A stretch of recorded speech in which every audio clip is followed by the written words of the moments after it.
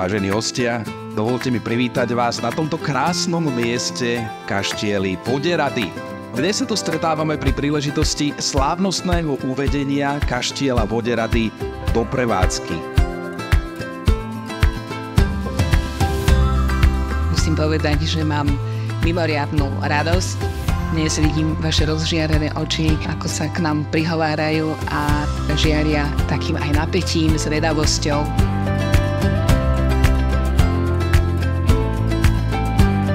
Takú komplexnú obnovu, akú sme videli tu v tak krátkom čase, tak to je naozaj unikátne.